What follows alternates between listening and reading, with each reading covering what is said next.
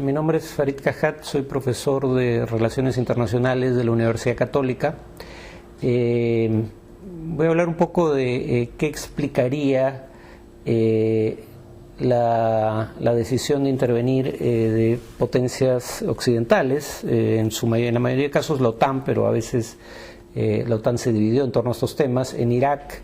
en 1991, el año 2003, y luego en Libia el año 2011, ¿no? Habría que recordar que estamos hablando de tres intervenciones de naturaleza distinta. En el caso de la intervención no solo de la OTAN, pero además de otros países no miembros de la OTAN, en Irak el año 91, el propósito era obligar a Irak a evacuar el territorio de otro estado que había invadido y ocupado militarmente, Kuwait, y además anexado, de hecho, y con autorización del Consejo de Seguridad de Naciones Unidas. En el caso de Irak, el año 2003, la intervención de algunos miembros de la OTAN y algunos países no miembros de la OTAN, pero hay países miembros de la OTAN que deciden no participar, como Francia y Alemania,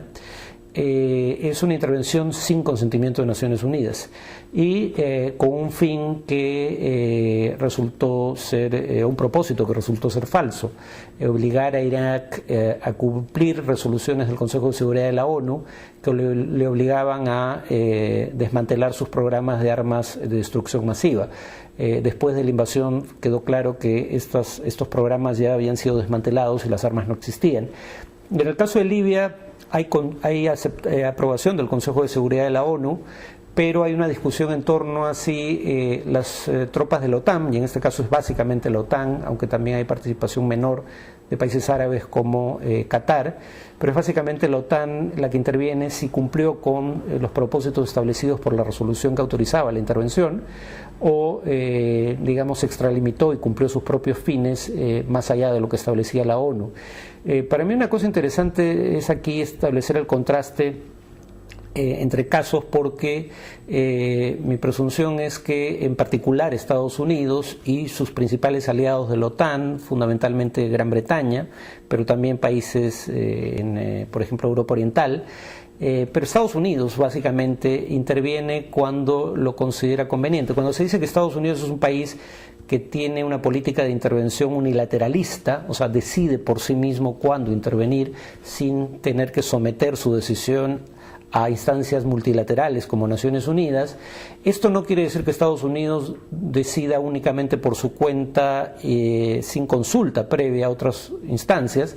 Quiere decir que una vez consultadas esas instancias, si deciden no sumarse al proyecto liderado por Estados Unidos actuará de motu propio, de cualquier manera, con los estados que decidan seguirlo. El año 91 sí tiene aprobación de Naciones Unidas ante una violación flagrante de derecho internacional, o sea, de la integridad territorial y la soberanía de otro país por parte de Irak, y tiene una coalición muy amplia, ¿no? Que interviene, aunque 3/4 partes de las armas y las tropas eran norteamericanas o estadounidenses, ¿no? Luego, cuando digamos Naciones Unidas no aprueba zonas de exclusión aérea en ciertas partes de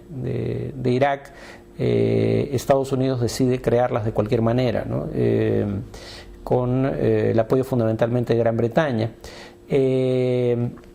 El 2003 interviene sin resolución de Naciones Unidas y, como digo, en el caso de Libia la discusión es si la intervención se extralimitó. Pero el unilateralismo consiste en que Estados Unidos decide cuándo intervenir según sus propios intereses, y si Naciones Unidas decide apoyarla en la empresa, bien; de lo contrario sigue adelante incluso sin Naciones Unidas, ¿no? El caso de Kosovo, por ejemplo, intervino con la OTAN en pleno, aunque sin la autorización del Consejo de Seguridad de la ONU, y el 2003 en Irak interviene incluso sin el consenso de la propia OTAN, la alianza militar más importante del mundo que lidera Estados Unidos, ¿no? Entonces, digamos, el unilateralismo consiste en actuar por cuenta propia, incluso si no se obtiene respaldo de terceros. Se busca ese respaldo para legitimar la acción y para distribuir el costo entre un número mayor de participantes, pero si ese respaldo no se obtiene, eso no impide que se produzca la intervención una vez decidida. En el caso de Libia, lo interesante es que había una crisis humanitaria, pero es una crisis humanitaria bastante menor comparativamente si uno la contrasta con casos como el de Ruanda, ¿no? En donde el Consejo de Seguridad de la ONU decide no intervenir. Entonces la primera pregunta es: ¿cuándo una crisis humanitaria amerita una intervención, ¿no? Nuevamente es difícil creer que únicamente se produzca por razones humanitarias. Tienen que darse habitualmente dos condiciones adicionales. Una es que haya un interés de alguna de las partes que interviene, y en ausencia de eso, cuando menos, como en el caso de Haití, que el costo de la intervención, si el propósito es fundamentalmente humanitario, sea relativamente módico, ¿no? En el caso de Libia, yo no soy de los que creen que la intervención tiene explicación en razones económicas, ¿no? O en la naturaleza hostil del régimen a los intereses de las potencias miembros de la OTAN. Habría que recordar que el petróleo libio ya venía siendo explotado por empresas, digamos, incluso empresas estatales de países occidentales,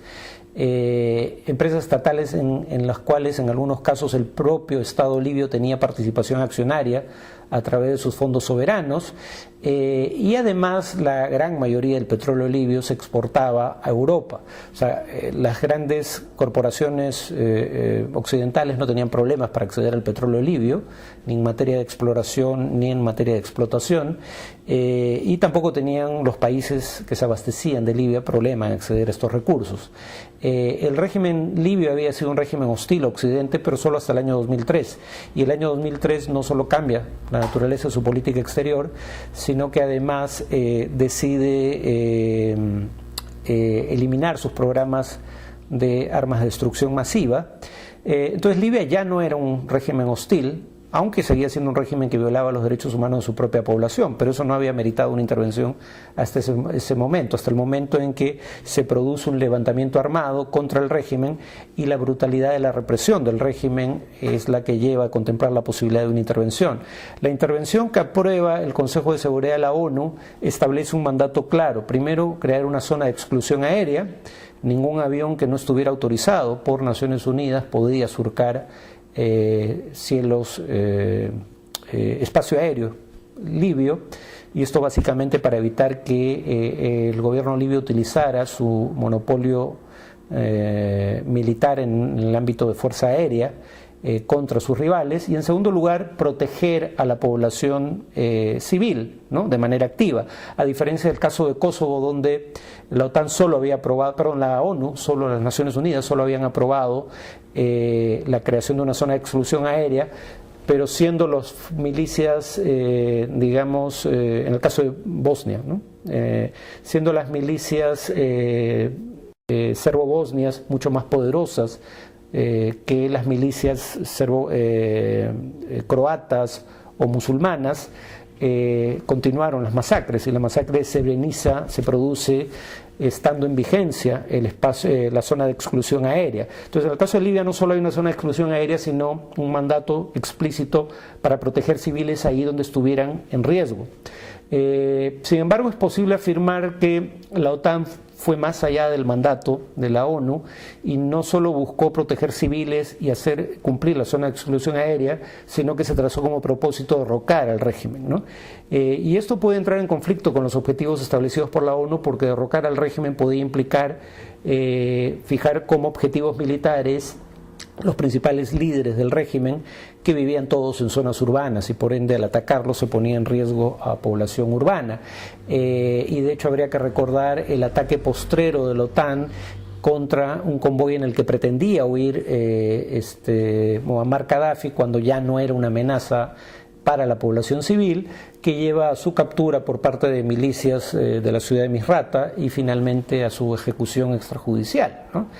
Pero bueno, el tema es discutir si la OTAN se trazó el objetivo o no